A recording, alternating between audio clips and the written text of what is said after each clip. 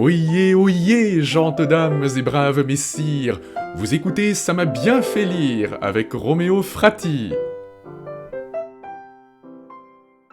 Les Misérables, roman écrit par Victor Hugo et publié en 1862, sans doute une des œuvres les plus importantes de toute l'histoire de la littérature, souvent qualifiée un peu trop vite de sombre, tragique, déprimante, et j'en passe et des meilleurs. Et si je vous disais que ce roman extraordinaire peut franchement nous amuser? Si, écoutez un peu pour voir. Au moment où Gavroche débarrassait de ses cartouches un sergent gisant près d'une borne, une balle frappa le cadavre. « Fichtre, fit Gavroche, voilà qu'on me tue mes morts. » Une deuxième balle fit étinceler le pavé à côté de lui. Une troisième renversa son panier.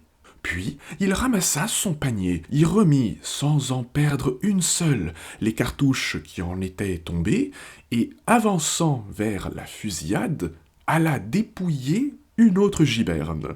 Là, une quatrième balle le manqua encore. Gavroche chanta « Je ne suis pas notaire, c'est la faute à Voltaire. Je suis petit oiseau, c'est la faute à Rousseau. » Une cinquième balle ne réussit qu'à tirer de lui un troisième couplet. « Joie est mon caractère, c'est la faute à Voltaire.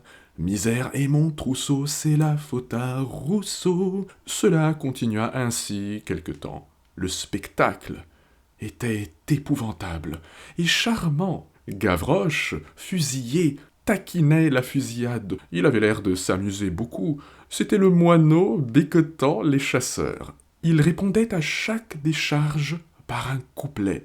On le visait sans cesse, on le manquait toujours. Les gardes nationaux et les soldats riaient en l'ajustant. Il se couchait, puis se redressait, s'effaçait dans un coin de porte, puis bondissait, disparaissait, reparaissait, se sauvait, revenait, ripostait à la mitraille par des pieds de nez, et cependant pillait les cartouches, vidait les gibernes et remplissait son panier.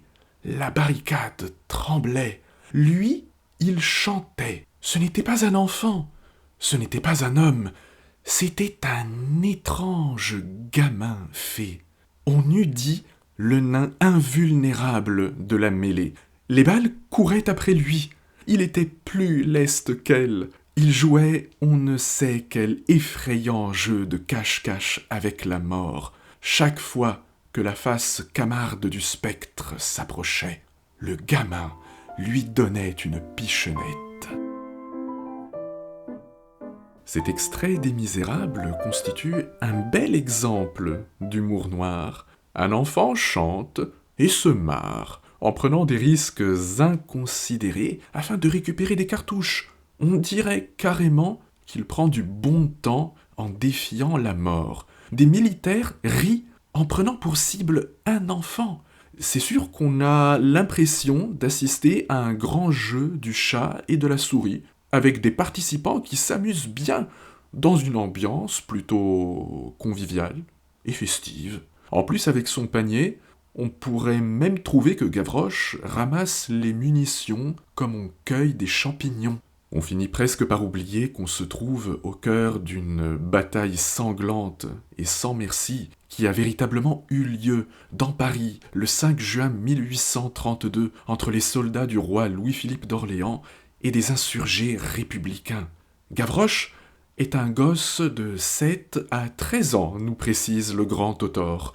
L'humour gouailleur de ce gamin, auquel le narrateur adhère bien volontiers, consiste en un mélange haut en couleurs de gaieté, d'insouciance, d'insolence, de taquinerie. Un mélange communicatif en plus, puisque même les soldats se mettent à rire.